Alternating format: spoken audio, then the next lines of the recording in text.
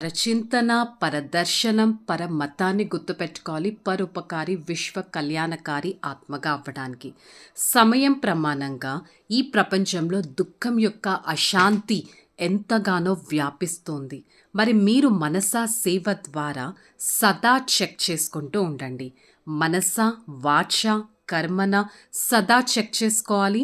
నేను ఒక్క సెకండ్లో ఫుల్ స్టాప్ అనేది పెట్టగలుగుతున్నానా? ఫుల్ స్టాప్ పెట్టకపోతే నేను ఆటోమేటిక్గా ఆ పరిస్థితి అప్పుడు కదిలిపోతాను, పడిపోతాను.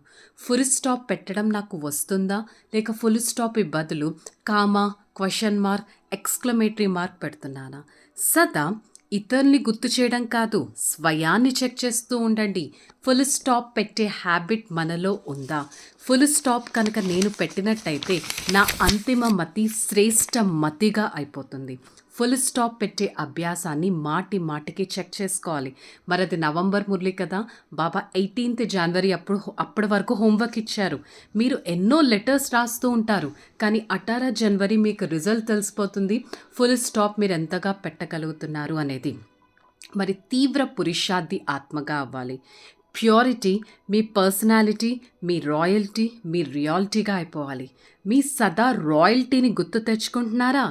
సదా గుర్తు తెచ్చుకోండి. బాబా స్టెప్ బై స్టెప్ మన చేత మెడిటేషన్ చేయిస్తున్నారు. మీ అనాది రూపం గుర్తు తెచ్చుకోండి. బాబాతో కలిసి పరంధామంలో ఉన్నారు. మెరుస్తున్న నక్షత్రంలాగా ఉన్నారు. మీ పవిత్రత, రాయల్టీ ఎంత మెరుస్తుంది. తర్వాత ఆది స్వరూపం, దేవతా స్వరూపంలో ఎంత పవిత్రత, రాయల్టీ మెరుస్తుంది. రాయల్టీతో మీ తలపైన ఉన్న కిరీటం ఎంతగా పవిత్రత, ప్రకాశం మెరుస్తుంది. ద్వాపర యుగంలో మీ దేవీ దేవత చిత్రాన్ని గుర్తు తెచ్చుకోండి. ఆ చిత్రం ఎంత రాయల్గా ఉంది. కలియుగంలో సదా ఎంతమంది ధర్మాత్మలున్నా కూడా జస్ట్ ఆ చిత్రాన్ని చూడగానే ఆగిపోతారు. చిత్రాన్ని చూసి, పవిత్రత చిత్రాన్ని చూసి సంతోషపడతారు. ఆ రాయల్టీ ఎక్కడి నుంచి వచ్చింది? పవిత్రత ద్వారా. మరి ఈ పవిత్రత మీ బ్రాహ్మణ జీవితానికి జన్మసిద్ధ అధికారం. సో బాబా హోంవర్క్ ఇస్తున్నారు. స్పెషల్ ప్యూరిటీ పైన మీరు అటెన్షన్ పెట్టాలి, సంపన్నంగా అవ్వాలి. వ్యర్థమైన సంకల్పాలు, మాటలు కూడా రాకూడదు. కనీసం లోభం, అహంకారం కూడా అపవిత్రత యొక్క దర్శనం.